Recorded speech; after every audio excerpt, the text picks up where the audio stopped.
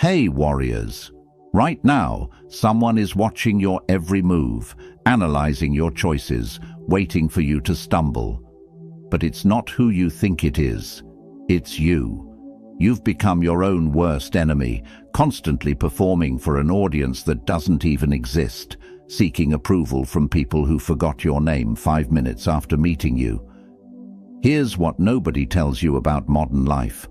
We've turned our existence into a 24/7 performance where the applause never comes, but we keep dancing anyway. We post, we speak, we react. We explain ourselves to strangers on the internet who wouldn't cross the street to help us. And in this endless noise, we've lost the one thing that actually matters, ourselves. The ancient Stoics had a term for this, prosos, which means attention to the present moment and care of the self. But here's the twist. They practiced it in complete silence. Marcus Aurelius, the most powerful man in the Roman Empire, could have commanded the attention of millions. Instead, he chose to write his deepest thoughts in a private journal, never intended for publication. Seneca, one of Rome's wealthiest men, regularly practiced voluntary poverty and silence. Epictetus, who went from slave to philosophy teacher, built his entire philosophy around one principle: control what you can control, ignore everything else. These weren't hermits hiding from society. These were people at the peak of influence who understood something we've forgotten. Your power multiplies in silence. Today, I'm revealing 7 ancient rules that will teach you to become so focused on your own growth that other people's opinions become background noise. This isn't about becoming antisocial. It's about becoming unshakable. When you master these principles, you won't just change how others see you. You'll become someone even you didn't know you could be. But here's the catch. Most people will watch this video, nod along, maybe even take notes, and then go right back to seeking validation on social media. The difference between them and you are simple. Are you ready to actually implement what you learned today? If yes, prove it right now. Hit that like button, not for me, but as a commitment to yourself that you're serious about this transformation. And if you feel this message in your core, if you're tired of living for everyone except yourself, write this in the comments. I choose silence over noise. These 7 rules follow a specific sequence. Miss one, and the others won't work. Skip ahead, and you'll miss the foundation.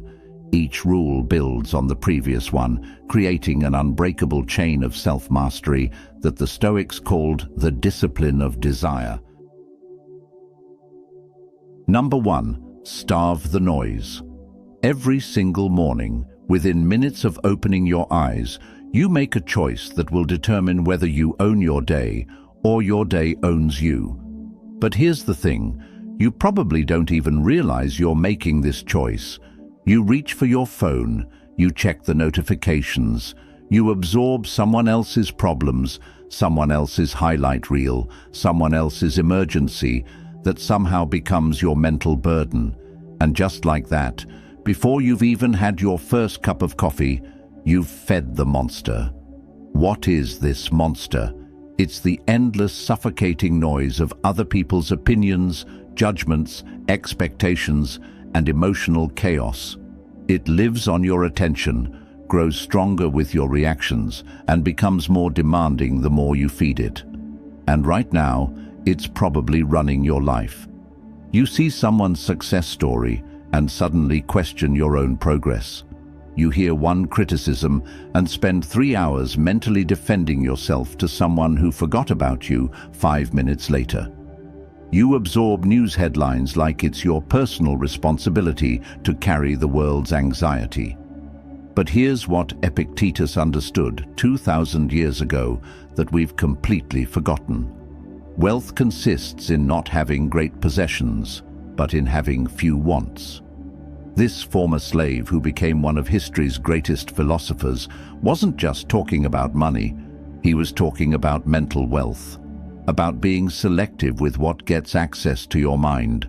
The Stoics understood that your thoughts create your reality, so they guarded their thoughts like their most precious possession. Here's your action plan to starve the noise starting today. Sacred morning hour. The first 60 minutes after you wake up belong to you and you alone. No phone, no news, no other people's energy. Just your thoughts, your intentions, your peace. This isn't luxury, it's necessity. Opinion fasting. When someone offers unsolicited advice about your life, practice what I call the water through a screen technique. Let it pass right through you. Smile, nod, and let it go. You're not required to absorb every opinion thrown your way. Defend nothing to no one. Stop explaining your choices to people who don't fund your life or share your bed. Your decisions are yours to make and yours to live with. The moment you stop defending your life to others is the moment you start living it. When you starve the noise, something magical happens. You start hearing your own voice again. You remember what you actually want versus what everyone thinks you should want. Your own thoughts become more interesting than anyone else's drama. You stop being an emotional ping-pong ball bouncing between other people's moods. You become unshakable, not because you're hard, but because you're centered in your own truth. Right now, identify one source of noise in your life. That news app sending constant notifications. That person who always has something negative to say about your choices. That social media account that makes you feel inadequate. Cut it off today. Starve it of your attention. Notice how much mental space that creates for what actually matters. Your growth, your peace, your authentic life. Number 2, move like nobody's watching. Right now, there's an invisible audience in your head. They're sitting in judgment of every decision you make, every risk you consider, every authentic impulse you have. And here's the shocking truth. Most of these judges don't even exist. You know that moment when you're about to do something bold, start that project, change your style, pursue that dream, and you suddenly freeze. Not from lack of ability, but from the weight of imaginary eyes watching you, waiting for you to stumble. Here's what will set you free. Those people you think are constantly evaluating your choices. They're too busy managing their own insecurities to spend much time thinking about yours. You've been living your life like you're the star of everyone else's movie, but the truth is, you're barely a background character in most people's daily thoughts. We've become prisoners of performances nobody asked us to give.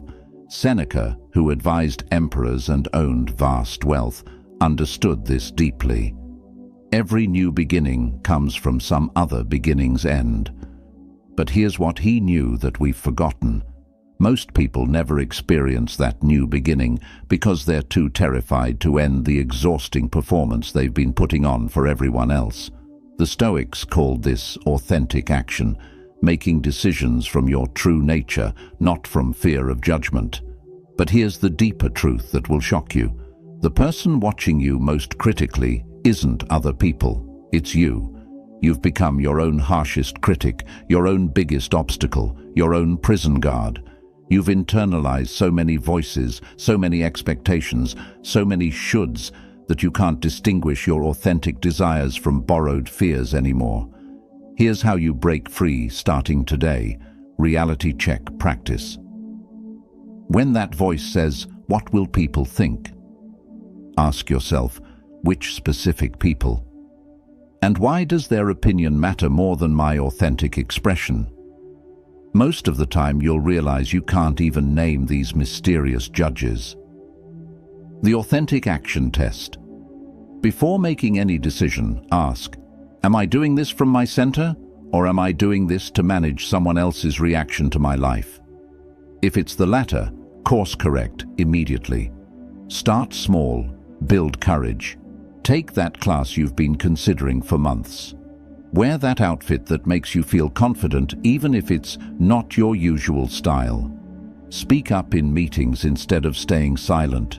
Each authentic action builds your courage muscle for bigger moves. Here's the beautiful paradox. When you move like nobody's watching, people actually start paying attention, but for the right reasons. Authenticity is magnetic. When people see someone living from their center, making decisions without constantly checking for approval, it gives them permission to do the same.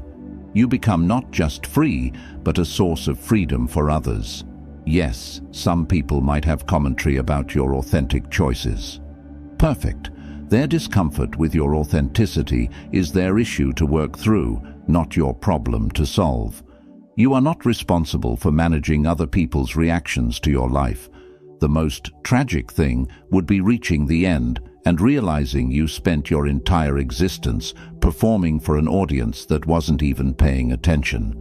If you're ready to stop living for invisible judges and start living from your authentic center, drop this in the comments. I live my life from my authentic center. This isn't just a comment. It's your declaration of independence from the prison of other people's expectations. Number 3. Keep your energy expensive. Here's a truth that will change how you see your life. Your energy is currency, and right now, you're probably giving it away for free to people who would never invest the same in you. Every morning, you wake up with a finite amount of mental, emotional, and physical energy. Imagine having $100 in your pocket. The critical question is, how are you spending it? Are you investing in people and activities that give you a return, or are you letting it drain away on things that leave you feeling empty and depleted? Take a mental inventory right now. How much of your precious energy goes to worrying about problems you can't solve? People who take constantly but never give back? Scrolling through content that makes you feel inadequate? Conversations that go nowhere and commitments you don't care about? Drama that isn't even yours to carry? If this feels uncomfortable, good. That discomfort is your inner wisdom telling you something needs to change. Marcus Aurelius, who could have scattered his attention across an entire empire, wrote, "Confine yourself to the present." Not because the past and future don't matter, but because spreading your energy across time, space, and other people's problems dilutes your power in the present moment. The Stoics understood that energy management is life management. When you treat your energy as finite and precious, every decision becomes intentional. When you keep your energy expensive, you're not being selfish, you're being strategic. You're recognizing that to show up fully for the people and things that truly matter, you must stop showing up halfway for everything else. This starts with the clean no, not the apologetic, over-explained no that most people give, but the clear, unjustified boundary. No, I can't take on that project right now. No, I won't be able to make it to that event. No, I don't want to discuss that topic. Period. No explanation needed. Here's where most people get this wrong. They think keeping energy expensive means being cold or distant. It's the opposite. When you're selective about where you spend your energy, you can be fully present for what you choose. Instead of being half engaged in 10 conversations, you're completely engaged in 2 meaningful ones. Think about the people who always seem calm and genuinely interested when you talk to them.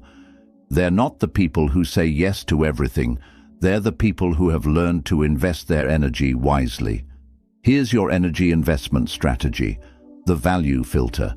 Before committing your energy, ask, will this add genuine value to my life or the lives of people I care about? If the answer isn't a clear yes, it's a no. The motivation check. Am I doing this from fear, guilt, or obligation, or from genuine interest and alignment with my values? The opportunity cost.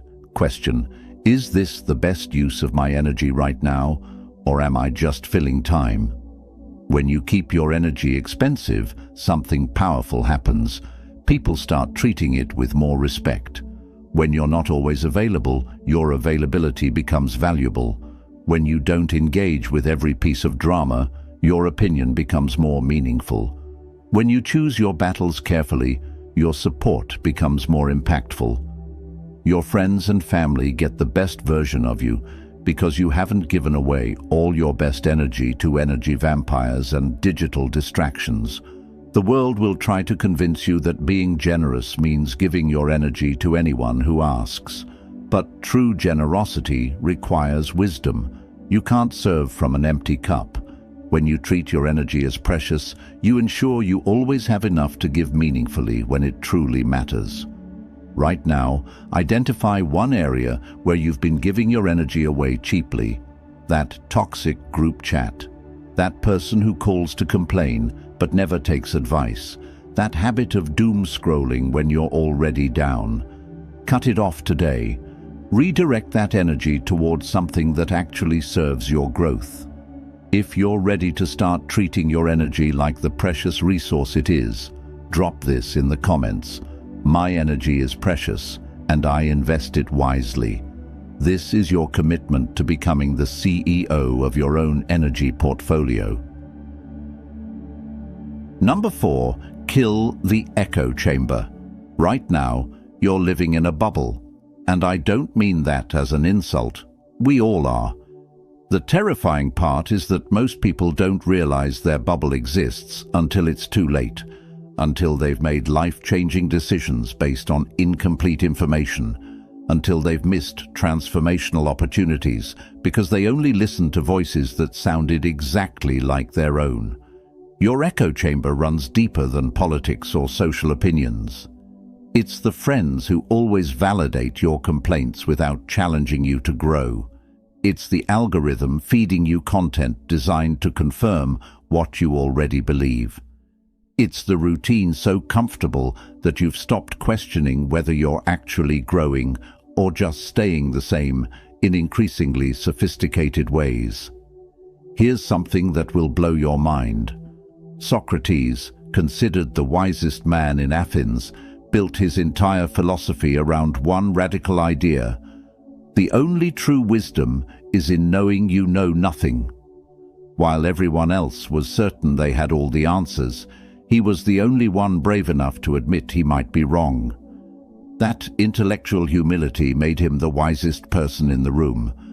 Your echo chamber does the opposite. It makes you feel wise while keeping you ignorant. Here's the uncomfortable truth. If everyone in your circle agrees with everything you say, one of two things is happening. Either you're surrounded by people who don't feel safe being honest with you, or you've unconsciously selected people who will never challenge you to be better than you are right now. Comfort is the enemy of growth. When everyone around you thinks the same way, acts the same way, wants the same things, you stop evolving. You become a more sophisticated version of who you already were, instead of discovering who you could become. Killing the echo chamber doesn't mean seeking conflict or surrounding yourself with people who tear you down. It means intentionally exposing yourself to perspectives that make you think, not just feel validated. But here's where most people mess this up.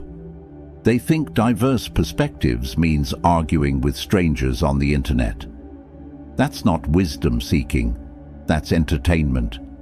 Real growth comes from engaging with ideas in good faith, from people who can teach you something you didn't know you needed to learn. Examine your mental diet right now. What books are you reading? What podcasts are you consuming? What conversations are you having? What advice are you taking?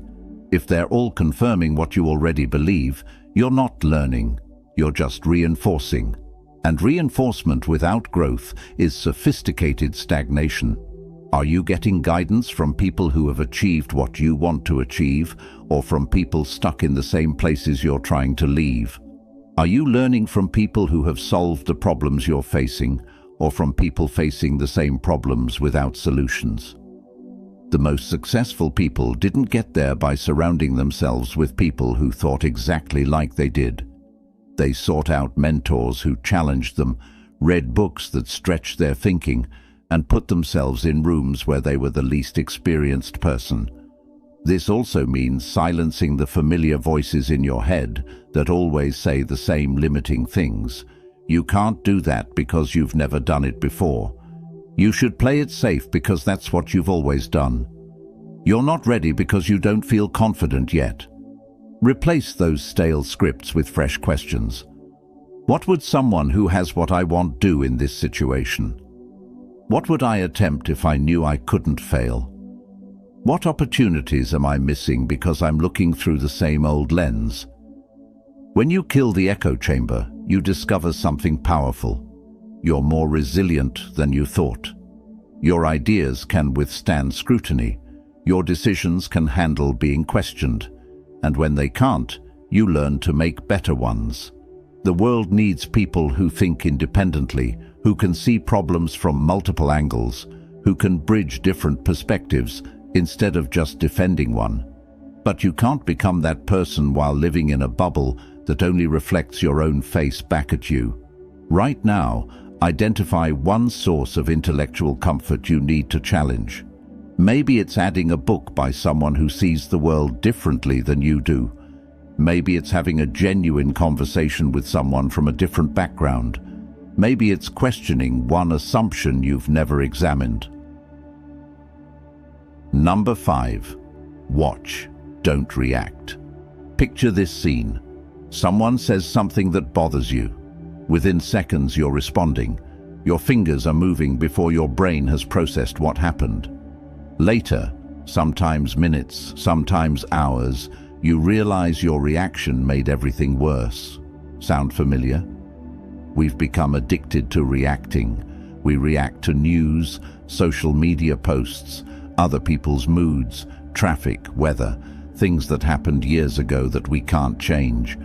We've turned our lives into one exhausting reaction to everything except our own chosen path. But here's what the Stoics understood that we've forgotten. Between every stimulus and response, there's a space. In that space lies your power to choose. And that choice, not the thing that happened to you, determines the quality of your life. Epictetus, who knew suffering intimately, taught, "It's not what happens to you, but how you react to it that matters." Easy to read. Much harder when someone cuts you off in traffic, when your boss sends that passive-aggressive email, when your friend cancels plan last minute. But this is where your real strength is built. Not in the big dramatic moments, but in the small daily choices where you choose observation over reaction. Watching instead of reacting doesn't mean being passive. It means being intentional. It means creating space between what happens and what you do about it. It means recognizing that your immediate emotional response is information, not instruction. Think about your last strong reaction to someone's words. Your first instinct was probably to defend, correct, or make them understand your perspective. But what if you had watched instead? What if you had observed your emotional response with curiosity rather than immediately acting on it? Here's what you would have discovered. The intensity of your reaction probably had more to do with what was already happening inside you than with what they actually said. Maybe you were already stressed, already insecure about that topic, already frustrated from something else. Their comment was just the match that lit a fire already prepared to burn. When you watch instead of react, you start seeing patterns. You always get defensive when people comment on your choices. You get angry when feeling misunderstood, but that anger never helps you feel more understood. Your reactions often create exactly the situations you're trying to avoid. But here's the beautiful thing about watching. It gives you options. When you're reacting, you have one choice, whatever your emotions demand in that moment. When you're watching, you can ask better questions. What outcome do I actually want here? Will this response move me closer to that outcome or further away? Is this worth my precious energy? Response comes from your wisdom. Reaction comes from your wounds. Response considers the bigger picture. Reaction only sees the moment. Response asks, what's most helpful here? Reaction asks, How can I make this stop hurting right now? This looks like pausing before sending that text, taking 3 conscious breaths before responding to criticism, asking, is this true and does it matter? Before letting someone else's mood determine your day. Watching yourself with the same curiosity you'd watch a fascinating documentary. When you notice you're getting triggered, instead of judging yourself, get curious. Interesting, I'm having a strong reaction to this. What's that about? This self-observation puts you back in the driver's seat of your emotional experience. The people who seem unshakable aren't those who never experience strong emotions. They're the people who have learned to watch their emotions without being controlled by them. They feel the anger, frustration and hurt, but don't let those feelings make their decisions. When you master this, something magical happens. Other people's chaos stops becoming your chaos. Their urgency doesn't become your emergency. Their bad day doesn't ruin your good mood. You become like a mountain, aware of the weather, but unmoved by every storm. Starting right now, the next time you feel that familiar surge of reaction, whether annoyance, anger, or even excitement, pause. Watch it. Notice where you feel it in your body. Observe your thoughts without immediately acting on them. Then, from that space of awareness, choose your response. Number 6. Turn your back on clout. Let me tell you about the most dangerous addiction of our time. It's not something you inject or inhale. It's something you refresh, scroll through, and measure in likes, shares, and comments. It's clout, and it's destroying more dreams than any substance ever could. Right now, there are people spending more time crafting the perfect post about their goals than actually working toward them. Entrepreneurs who know more about building their personal brand than building their business. Artists creating content about their art instead of creating actual art. The saddest part? They don't even realize they've swapped the real thing for the performance of the thing. Clout is seductive because it gives you the feeling of accomplishment without requiring actual accomplishment. You post about your morning routine and get validation that you're disciplined. You share a motivational quote and feel wise. You document your gym session and feel fit. But feeling like you're doing something and actually doing something are two completely different universes. The Roman Stoic Seneca warned about this thousands of years ago. It is a shameful thing to be weary of inquiry when what we search for is excellent. When you're more focused on appearing excellent than becoming excellent, you've lost the plot entirely. Here's the brutal truth. Clout is a rigged game. The platforms decide what gets seen. The algorithms decide what gets rewarded.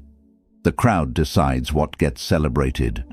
You're putting your sense of accomplishment in the hands of systems and people who don't know your goals, your values, or your definition of success. When you chase clout, you start making decisions based on what will look good rather than what will be good. You choose workouts that look impressive in photos rather than ones that serve your fitness goals. You take on projects that sound good in your bio rather than ones that develop real skills. You share struggles that make you look relatable rather than working through struggles that would actually change your life. We've been conditioned to believe that if something isn't documented, it didn't happen. But here's the liberating truth. Those undocumented moments are often more valuable than the documented ones. The book you read without posting about it still changed your mind. The breakthrough you didn't share still transformed you. The growth that happened in silence still counts. Turning your back on clout means reclaiming your own scoreboard. It means measuring success by how you feel when your head hits the pillow, not by how many people liked your post that day. It means building skills that matter to you, relationships that fulfill you, and experiences that change you, regardless of whether anyone else knows about them. This doesn't mean you can never share your life or work. It means you share from genuine connection rather than desperate validation. The work comes first and the sharing is secondary. You're building something real and occasionally letting people see it, rather than building a facade and desperately trying to make it look real. Some of the most successful people you've never heard of turned their back on clout early. They spent their time building instead of broadcasting, learning instead of lecturing, creating instead of curating their image. They made mistakes in private, celebrated wins in private, and showed up in public only when they had something genuinely valuable to offer. When you turn your back on clout, you discover something incredible. You're more interesting when you're not trying to be interesting. You're more successful when you're not performing success. You're more confident when you're not seeking confidence from others.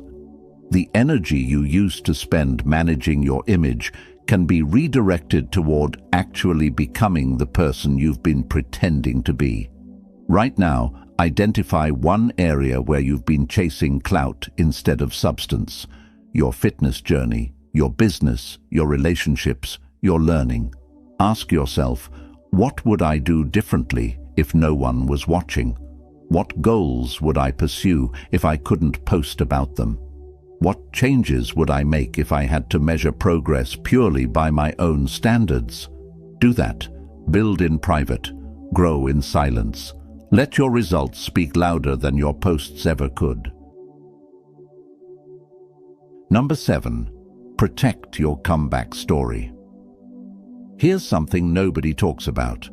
Right now, while you're focused on other people's opinions, distracted by noise and chasing external validation, life is preparing you.